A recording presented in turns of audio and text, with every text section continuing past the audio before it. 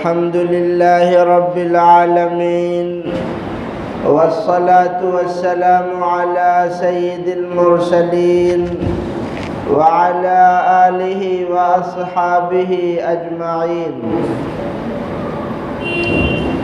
أما بعد، فأعوذ بالله من الشيطان الرجيم. بسم الله الرحمن الرحيم.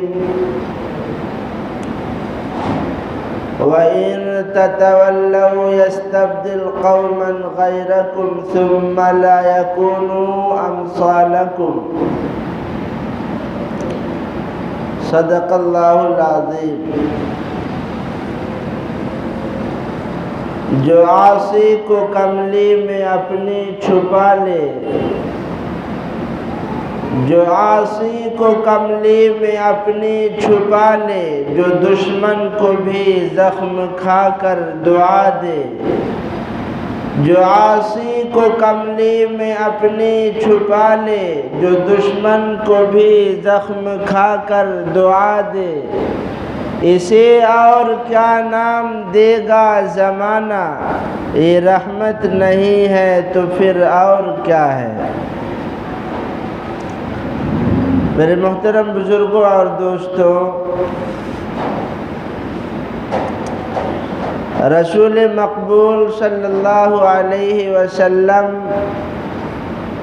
کی سیرت پر گفتگو چل رہی ہے.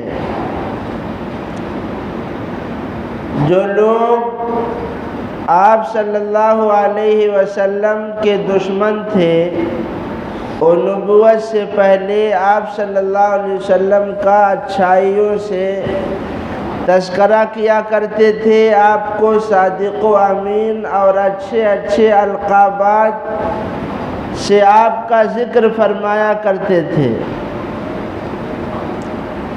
لیکن اس توحید کے اعلان کے نتیجے میں لوگ آپ صلی اللہ علیہ وسلم کے دشمن ہو گئے.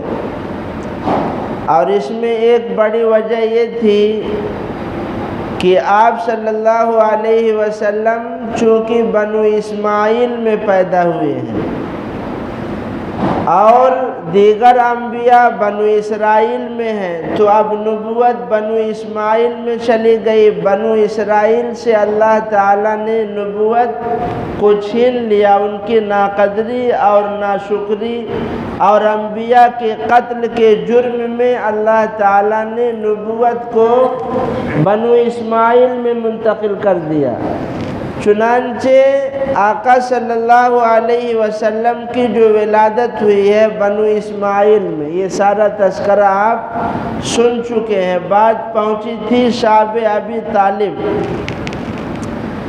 حضرت عمر فاروق رضی اللہ عنہ بھی اسلام لا چکے ہیں اور حضرت حمزہ رضی اللہ عنہ بھی اسلام لا چکے ہیں. اسلام کو تقویت مل رہی ہے، لیکن دشمن قوم جو ہے، ضدی اور ہٹ دھرم جو سامنے قوم کھڑی ہے، یہ کسی بھی حال میں قرآن کے پیغامات کو سننا گوارا نہیں کرتی ہے اور آئے دن نئے نئے حربوں اور طریقوں سے آپ صلی اللہ علیہ وسلم کو ستانے میں کوئی کسر نہیں چھوڑتی ہے. لیکن وہی ہے، اسلام تو ایسا ہے جتنا کہ دباؤ گے اتنا ہی یہ ابھرے گا. اسلام وہ پودا ہے کاٹو تو ہرا ہوگا. جتنا لوگ دبا رہے تھے اتنا ہی اسلام روز بروز بڑھتا جا رہا ہے. حلقہ اسلام میں لوگ داخل ہوتے جا رہے ہیں. شعب ابی طالب میں 2.5 یا 3 سال تک آپ صلی اللہ علیہ وسلم کو اور آپ کے خاندان والوں کو قید میں رکھا گیا، محصور کیے گئے. جب یہ عرصہ گزرا ہے تو ظاہر سی بات ہے کھانے پینے کی چیزیں نہیں ملتی تھی. خشک چمڑوں کو پیس کر ستو کی طرح پھانک لیا کرتے تھے، اس پر پانی پی لیا کرتے تھے. یہ نوبت تھی، بچے بلبلا رہے تھے. بہرحال یہ شعب ابی طالب کی جو قید کی مدت ہے جب یہ ختم ہوتی ہے تو ابو طالب اس وقت 85 سال کے ہو چکے ہوتے ہیں. بستر پکڑ لیتے ہیں، بیمار ہو جاتے ہیں۔ اسی بیچ حضرت خدیجہ رضی اللہ عنہا کا بھی انتقال ہو جاتا ہے، جن کی عمر تھی 65 سال۔ حضرت خدیجہ رضی اللہ عنہا کا جب انتقال ہو جاتا ہے تو یہ آپ صلی اللہ علیہ وسلم کے اوپر بہت بھاری صدمہ پڑتا ہے، اور آپ صلی اللہ علیہ وسلم بہت غمگین ہو جاتے ہیں، چونکہ آپ جانتے ہیں، شروع سے سنے تھے کہ حضرت خدیجہ رضی اللہ عنہا نے بہت ساتھ دیا ہے آقا صلی اللہ علیہ وسلم کا، اور ہر موڑ پہ حضرت خدیجہ رضی اللہ عنہا کھڑی رہی ہیں۔ آج وہ جو سہارا تھا ظاہری وہ بھی چلا گیا۔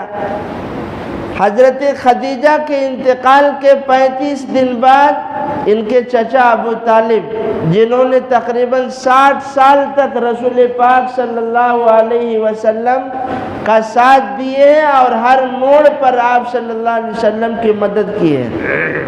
تاریخ شروع سے آپ سن رہے ہیں سیرت کے اوپر، کیسے کیسے مرحلے اور موڑ آئے، ہر موڑ پر ان کے چہیتے چچا ابو طالب نے آپ صلی اللہ علیہ وسلم کا ساتھ دیا اور کفار مکہ مشرکین سے دشمنی مول لی، صرف آپ صلی اللہ علیہ وسلم کے ناطے۔ یہ دو سہارے تھے جو بڑے سہارے تھے، دونوں سر سے آپ صلی اللہ علیہ وسلم کے اٹھ گئے۔ اب کفار مکہ کی دشمنی میں اور تیزی آ گئی، گالیاں بکنے لگے، آپ صلی اللہ علیہ وسلم کو ستانے لگے، یہاں تک کہ اسی بیچ یہ مطالبہ کر بیٹھے کہ اگر تم نبی ہو تو چاند کے 2 ٹکڑے کر کے دکھاؤ۔ مشرکین نے آپ صلی اللہ علیہ وسلم سے مطالبہ کیا کہ اگر تم نبی ہو تو چاند کے 2 ٹکڑے کر دو۔ آقا صلی اللہ علیہ وسلم نے انگلی کا اشارہ کیا اور اللہ کے حکم سے چاند 2 ٹکڑے ہو گیا، ایک اس پہاڑ پہ اور ایک اس پہاڑ پہ، اور دنیا والوں نے یہ منظر دیکھا۔ لیکن اتنا بڑا معجزہ دکھلانے کے بعد بھی یہ ضدی اور ہٹ دھرم قوم اسلام کو، ایمان کو نہیں اپنایا اور آپ صلی اللہ علیہ وسلم کے دشمن بنے رہے۔ یہ آپ صلی اللہ علیہ وسلم کا معجزہ تھا، اور اس معجزے کو ہندوستان کے لوگوں بھی نے دیکھا۔ مالابار کے راجہ نے یہ معجزہ دیکھا، چنانچہ اس نے کچھ آدمی بھی بھیجے کہ اس خبر کی تحقیق کر کے آؤ۔ بعد میں وہ تابعین کے دور میں وہ راجہ اسلام قبول کر لیا۔ اس واقعے کی وجہ سے آپ صلی اللہ علیہ وسلم تمام انبیاء کو معجزات اللہ تعالیٰ نے عطا کیے ہیں۔ حضرت صالح علیہ السلام کو اللہ نے معجزہ عطا کیا کہ پہاڑ سے اونٹنی نکل آئی، وہ بھی گابن۔ حضرت موسیٰ علیہ السلام اپنا ہاتھ بازو میں ڈالتے اور نکالتے، چاندی کی طرح چمکدار، بالکل روشن۔ حضرت عیسیٰ علیہ السلام کسی نابینا پر ہاتھ پھیر دیتے تو وہ بینا ہو جاتا، کوئی برس اور کوڑھی کے مرض میں مبتلا ہوتا، حضرت عیسیٰ علیہ السلام کے ذریعے سے شفا مل جاتی تھی۔ یہ معجزہ تھا جو اللہ تعالیٰ نے آدم علیہ السلام سے لے کر آقائے نامدار جناب محمد عربی صلی اللہ علیہ وسلم تک تمام انبیاء کو دیا گیا۔ یہ عام آدمی نہیں کر سکتا ہے، یہ معجزہ ایسا ہوتا ہے کہ عام آدمی کے بس کی بات نہیں ہے کہ وہ اس طریقے سے خرق عادت کام کر سکے۔ یہ اللہ تعالیٰ انبیاء علیہ السلام کو عطا کرتے ہیں کہ کچھ لوگ وہ بھی رہتے ہیں جو پیغمبر کی رسالت اور نبوت کا اقرار نہیں کرتے، تو اللہ تعالیٰ ان کے ہاتھ پر معجزہ ظاہر کرتے ہیں کہ یہ دیکھ کر یہ اسلام لے آئیں گے، کہ یہ نبوت اور رسالت کی سچی اور پکی دلیل ہوا کرتی ہے۔ آقا صلی اللہ علیہ وسلم کے انگلی مبارک سے پانی کے چشمے پھوٹے، پانی ابلنے لگا، تھوڑا سا دودھ کئی لوگوں کو کافی ہو جاتا تھا۔ یہ آپ صلی اللہ علیہ وسلم کا معجزہ تھا۔ اور ایک ہوتی ہے کرامت، معجزے کا انکار کرنے سے آدمی دائرے اسلام سے خارج ہو جاتا ہے، مسلمان نہیں رہتا ہے۔ اور ایک ہوتی ہے کرامت، کرامت اللہ تعالیٰ ولیوں کے ہاتھ پر صادر کرتے ہیں۔ تو معجزہ بھی برحق ہے اور کرامت بھی برحق ہے۔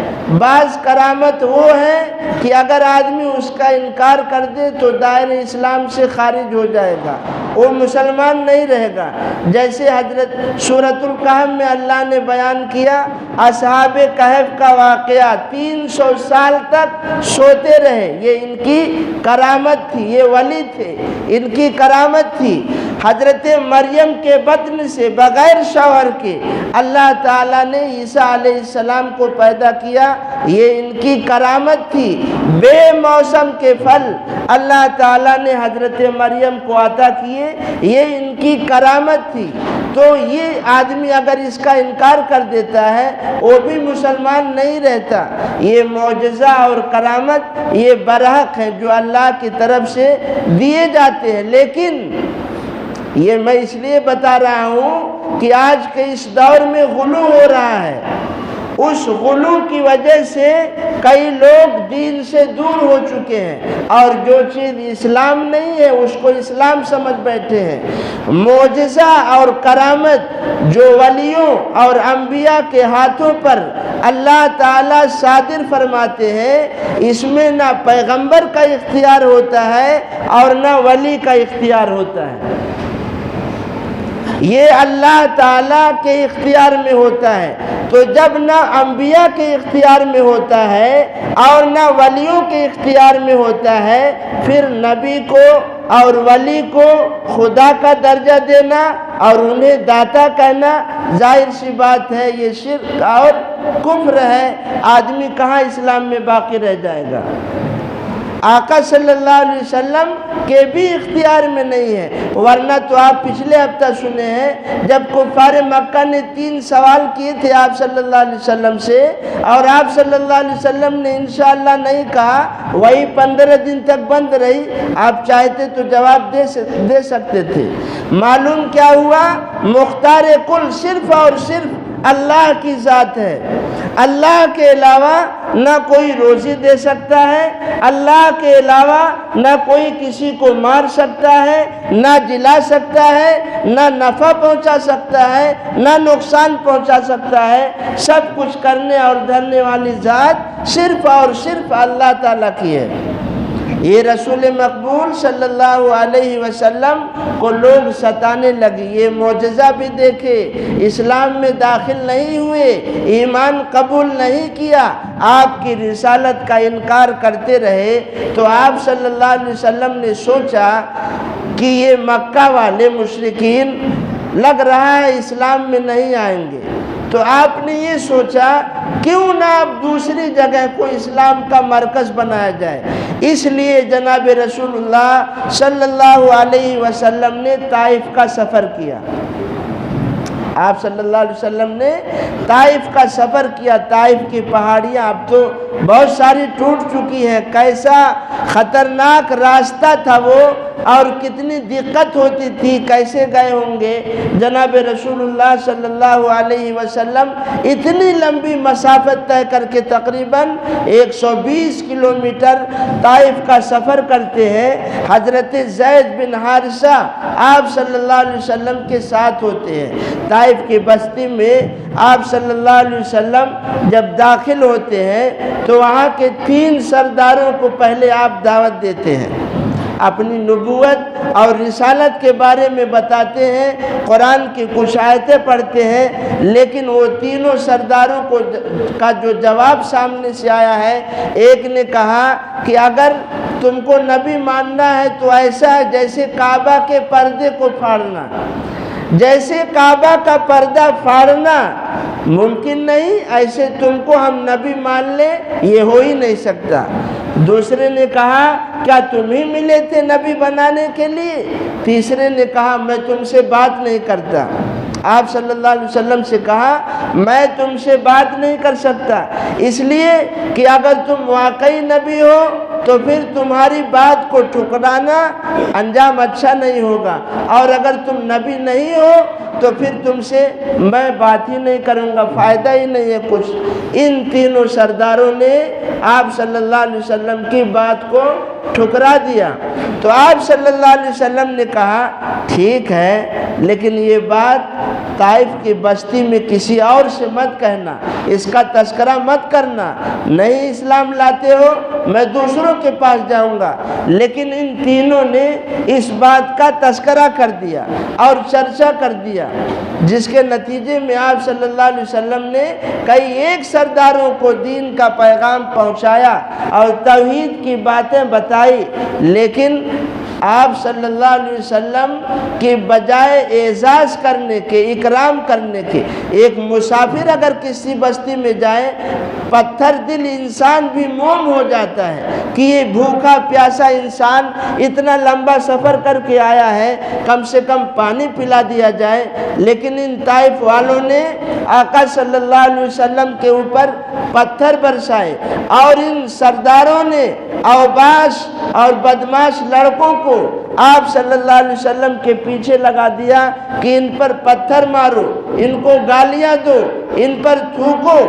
آپ صلی اللہ علیہ وسلم کے اوپر پتھر برسایا گیا۔ حضرت عائشہ صدیقہ رضی اللہ عنہ سوال کرتی ہے یا رسول اللہ کیا احد سے زیادہ، غزوہ احد جو ہوا ہے، کیا احد سے زیادہ آپ کو کبھی تکلیف پہنچی ہے؟ آپ صلی اللہ علیہ وسلم نے ارشاد فرمایا عائشہ ہاں، طائف کے سفر میں لوگوں نے مجھے اتنا ستایا اور مجھ پر اتنے پتھر برسائے گئے کہ آقا صلی اللہ علیہ وسلم بیٹھ جا رہے ہیں تو لڑکے آپ کو اٹھاتے ہیں، پھر جب آپ چلنے لگتے ہیں تو آپ پر پتھروں کی بارش ہوتی ہے، یہاں تک کہ آپ کے دونوں جوتے مبارک خون سے لہو لہان ہو جاتے ہیں۔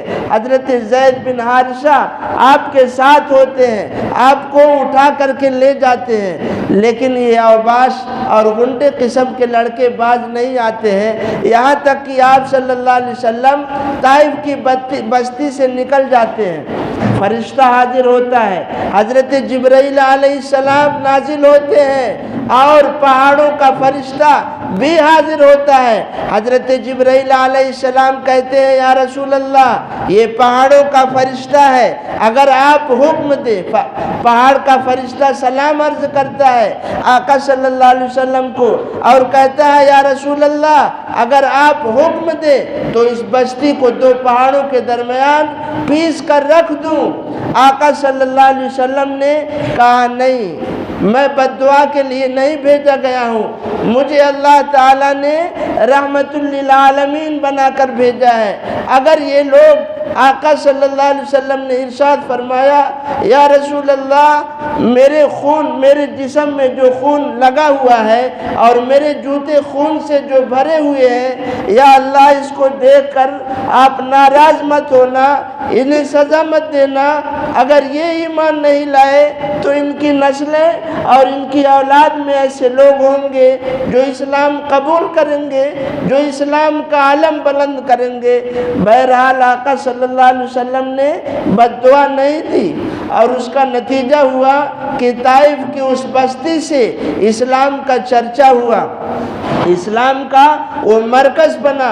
اور ہندوستان کے اندر آج آپ جو مدارس اور مکاتب اور خانقاہیں اور دینی تحریکیں آپ دیکھ رہے ہیں، یہ دراصل اسی طائف کی دعاؤں کا پھل ہے۔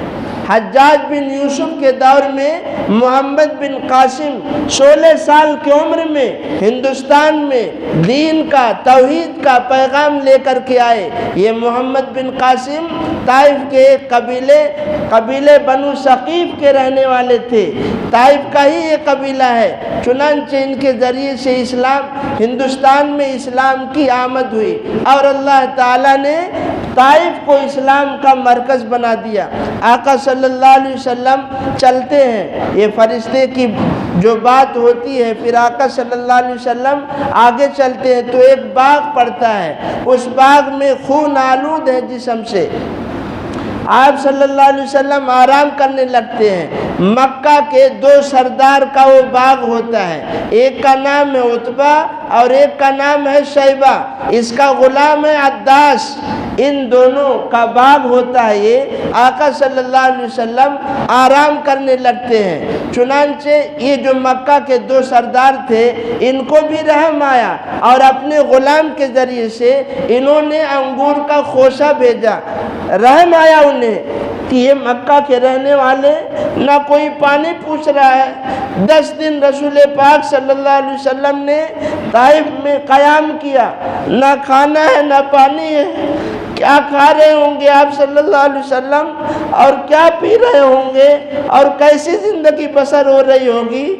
اس باغیچے میں رسول پاک صلی اللہ علیہ وسلم آرام فرما رہے ہیں۔ ان پتھر دل دو کافر سرداروں کے دل میں نرمی آئی اور انہیں رحم آیا، اپنے غلام سے کھجور کا انگور کا خوشہ بھیجتے ہیں۔ جب وہ عداس انگور کا خوشہ آپ صلی اللہ علیہ وسلم کے پاس لایا تو آپ صلی اللہ علیہ وسلم نے بسم اللہ پڑھ کر کے انگور کو اٹھایا تو غلام جو ہے چونک گیا کہ عرب میں بسم اللہ الرحمن الرحیم کہنے کا رواج نہیں ہے، یہاں تو بسم اللہ والعزہ بتوں کے نام سے لوگ اپنے کام کو شروع کیا کرتے ہیں۔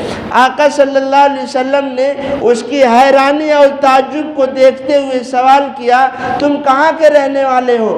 اس نے کہا میں شام کے شہر نینوا بستی کا رہنے والا ہوں۔ آقا صلی اللہ علیہ وسلم نے کہا وہی نینوا جہاں یونس بن متیٰ تشریف لائے تھے، حضرت یونس علیہ السلام۔ اس نے کہا، عداس نے کہا آپ کو کیسے معلوم یہ یونس بن متیٰ کے بارے میں؟ آقا صلی اللہ علیہ وسلم نے ارشاد فرمایا وہ میرے بھائی ہیں، وہ بھی نبی تھے۔ چنانچہ یہ عداس اسلام قبول کر لیا، آقا صلی اللہ علیہ وسلم کی رسالت اور نبوت کا اقرار کر لیا۔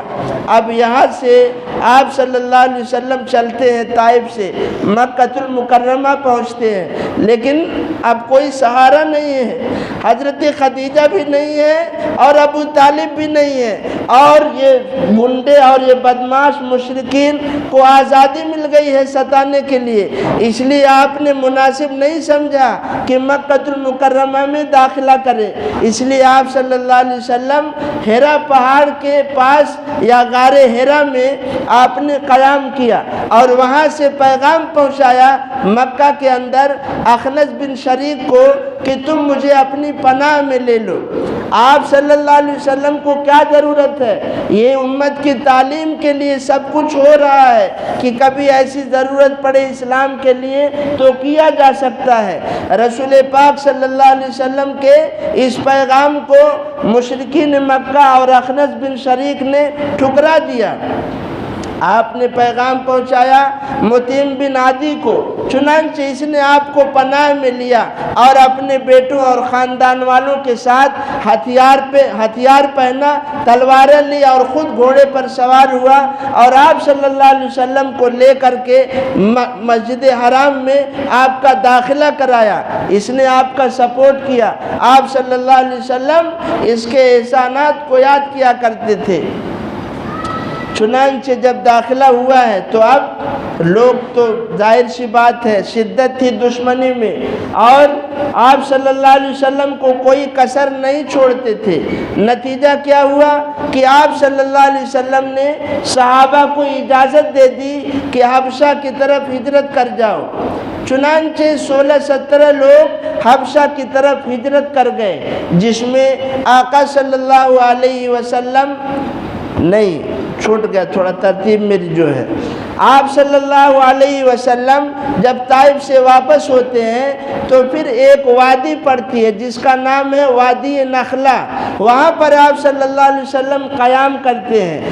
آپ صلی اللہ علیہ وسلم نماز پڑھ رہے ہیں تو نماز پڑھ رہے ہیں آپ تو جناتوں کا ایک لشکر گزرتا ہے، اور جب یہ لشکر گزرتا ہے جس میں 7 یا 9 جنات رہتے ہیں، جب انہوں نے آپ صلی اللہ علیہ وسلم کی قرأت کو سنا تو آپس میں کہنے لگے چپ ہو جاؤ۔ کیا کہنے لگے؟ چپ ہو جاؤ۔ دیکھو ایک جنات قوم ہے جو قرآن کے آداب کو جانتی ہے کہ جب قرآن پڑھا جائے تو خاموش رہو، اور ایک آج ہم ہیں کہ جب امام قرأت کرتا ہے تو پیچھے کھڑے ہو کے قرأت کیا کرتے ہیں، جبکہ حدیث میں جناب رسول اللہ صلی اللہ علیہ وسلم نے ارشاد فرمایا انما جعل الامام لیتم به اذا کبر فکبروا اذا رکع فارکعوا واذا سجد فاسجدوا۔ آقا صلی اللہ علیہ وسلم نے ارشاد فرمایا واذا قرأ فانصتوا، امام جب نماز پڑھائے تو قرأت کرے، چاہے وہ نماز ظہر عصر ہو، مغرب عشاء فجر ہو، مقتدی کو پیچھے قرأت نہیں کرنا ہے، خاموشی سے کھڑے رہنا ہے۔ ایک جنات کو بھی معلوم ہے۔ بہرحال ان جناتوں نے سنا۔ آپ کو یہیں پر یہ بھی بتاتا چلوں کہ جنات یہ بھی اللہ تعالیٰ کی مخلوق ہے۔ انسان مٹی سے پیدا ہوئے اور جنات آگ سے پیدا ہوئے۔ اللہ تعالیٰ نے انہیں قدرت دی ہے، یہ کوئی بھی شکل اختیار کر سکتے ہیں، لیکن پیغمبر کی شکل اور صورت اختیار نہیں کر سکتے۔ ان کی 3 قسمیں ہیں جنات کی۔ ایک تو وہ ہے جن کے پر ہوا کرتے ہیں، جو اڑتے ہیں، اور دوسری قسم جناتوں کی وہ ہے جو بلی، سانپ اور کتوں کی شکل میں رہتے ہیں۔ تیسری قسم جنات کی وہ ہے کہ جو زمین پر سکونت اختیار کرتے ہیں اور یہ سفر وغیرہ بھی کیا کرتے ہیں۔ آقا صلی اللہ علیہ وسلم نے ارشاد فرمایا کہ جناتوں نے مجھ پر حملہ کرنا چاہا، لیکن اللہ تعالیٰ نے مجھے ان کو پکڑنے کی قوت دے دی۔ حضرت عمر فاروق رضی اللہ عنہ کے دور میں ایک عورت کا مقدمہ آیا، جس عورت کے شوہر کو جنات اڑا کر لے کے چلے گئے تھے۔ حضرت عمر فاروق رضی اللہ عنہ نے اس عورت کو عدت گزارنے کا حکم دیا کہ تم عدت گزارو۔ جناتوں کو قدرت ہے، لیکن مجموعی طور سے اگر دیکھا جائے تو انسان زیادہ قوی ہے جنات کے مقابلہ میں۔ تو جنات کا وجود ہے۔ اگر کوئی آدمی جنات کے وجود کا انکار کرتا ہے تو اسلامی عقائد میں سے ایک عقیدہ یہ بھی ہے کہ اگر کوئی شخص جنات کے وجود کا انکار کرے تو دائرہ اسلام سے خارج ہو جاتا ہے، وہ مسلمان نہیں رہتا ہے۔ بہرحال یہ جنات ہیں، ان کا وجود ہے، اللہ تعالیٰ نے ان کو پیدا کیا ہے، اللہ کی مصلحت ہے۔ انسانوں کو ستاتے بھی رہتے ہیں، لیکن آج کل جیسا ہر کوئی کہتا ہے میرے اوپر جنات ہے، میرے اوپر یہ ہے وہ ہے، حقیقت ہے اس کی۔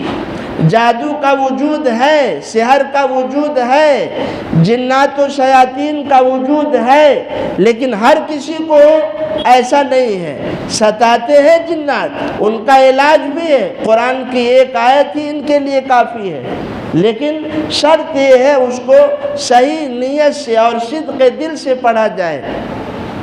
اللہ تعالیٰ نے قرآن پاک میں ارشاد فرمایا ہے قُلْ أُوحِيَ إِلَيَّ أَنَّهُ اسْتَمَعَ نَفَرٌ مِّنَ الْجِنِّ فَقَالُوا إِنَّا سَمِعْنَا قُرْآنًا عَجَبًا۔ جب یہ وفد آیا ہے جناتوں کا تو انہوں نے آپ صلی اللہ علیہ وسلم کی بات سنا اور اسلام قبول کر لیے، اور اسلام قبول کرنے کے بعد یہ اپنے قبیلوں میں گئے۔ جیسے ہمارے ہاں انسان بستے ہیں، خاندان ہے، ایسے جناتوں میں بھی ہیں، کوئی خان ہے، کوئی کچھ ہے، ایسے ہی ان میں فرقے بھی ہیں، ان کی بھی غذائیں ہیں، ان میں بھی شادیاں ہوتی ہیں، ان میں بھی نکاح ہوتے ہیں، ان میں بھی بچے ہوتے ہیں۔ اللہ نے ان کی غذا ہڈیوں کو قرار دیا ہے، ہڈی یہ لوگ کھاتے ہیں، قدرتی طور پر اس پہ گوشت چڑھ جاتا ہے۔ بہرحال یہ لطیف مخلوق ہے جو دکھتی نہیں ہے، لیکن مجموعی طور سے انسان زیادہ طاقتور ہے۔ اللہ تعالیٰ نے یہ بتا دیا کہ اے مشرکین مکہ اور اے دنیا کے لوگوں، اگر تم اسلام قبول نہیں کرتے ہو تو تمہاری جگہ پر پیغمبر کی تسلی کے لیے اللہ ایسی قوم کو کھڑا کر دیں گے جو آپ کی عزت کریں گے، آپ پر اسلام لائیں گے، آپ کی رسالت کا، آپ کی توحید کا اقرار کریں گے۔ چنانچہ یہ لوگ اپنے اپنے قبیلوں میں، قوم میں گئے اور دین کا پیغام پہنچایا۔ بہت سارے لوگ اسلام قبول کیے، ان میں مسلمان بھی ہیں۔ شاہ عبدالعزیز محدث دہلوی رحمۃ اللہ علیہ کے دور میں ان کی عدالت میں ایک مقدمہ پیش ہوا جس میں ایک انسان نے ایک سانپ کو مار دیا تھا، لیکن وہ سانپ تھا جنات۔ اب عدالت میں جب مقدمہ ہوا ہے تو حضرت شاہ عبدالعزیز محدث دہلوی رحمۃ اللہ علیہ نے بہت ہی غور و خوض کے بعد یہ فیصلہ سنایا کہ اس پر کوئی قصاص نہیں ہے۔ قصاص اسلام میں ہے نہیں کہ اگر کوئی کسی کو جان سے مار دے تو اس کو بھی سزا دی جائے گی، جان سے مارا جائے گا۔ تو یہاں انسان نے جنات کو مار دیا۔ شاہ عبدالعزیز محدث دہلوی رحمۃ اللہ علیہ نے یہ فیصلہ سنایا کہ اسلام میں ہے کہ اگر مخلوق اپنی اصلی حالت چھوڑ کر کسی اور حالت پر آ جائے اور کوئی اس کو مار دے تو قصاص نہیں ہوگا۔ یہ جب فیصلہ سنایا تو اسی مجلس میں ایک جنات تھا، اس نے کہا ہاکذا سمعت رسول اللہ صلی اللہ علیہ وسلم، میں نے بھی آپ صلی اللہ علیہ وسلم سے ایسا ہی سنا ہے، لہذا اس انسان پر قصاص نہیں ہوگا۔ یہ آپ صلی اللہ علیہ وسلم کو تسلی ہوئی کہ جناتوں نے اسلام قبول کر لیا۔ اتنا غمناک اور دردناک طائف کا واقعہ ہے جس کے نتیجے میں رسول پاک صلی اللہ علیہ وسلم کو اللہ نے دو نعمتیں دی، ایک تو جنات اسلام میں داخل ہوئے اور دوسرے آپ صلی اللہ علیہ وسلم کو معراج کرائی گئی، مسجد حرام سے مسجد اقصی اور پھر مسجد اقصی سے آسمانی سفر ہوتا ہے۔ یہ دو تحفے آپ کو دیے گئے، کیوں؟ آپ کی تواضع کی وجہ سے۔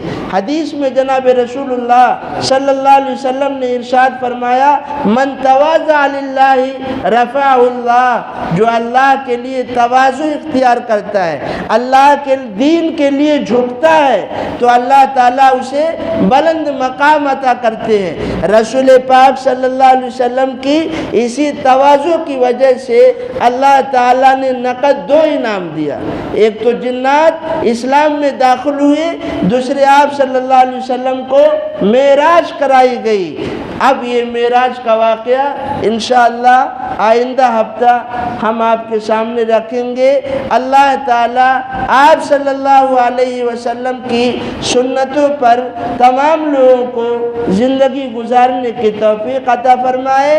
اسلام کی عظمت اور اسلام کی وقار اللہ تعالیٰ ہم تمام مسلمانوں کے دلوں میں پیدا فرمائے۔ وآخر دعوانا ان الحمد للہ رب العالمین۔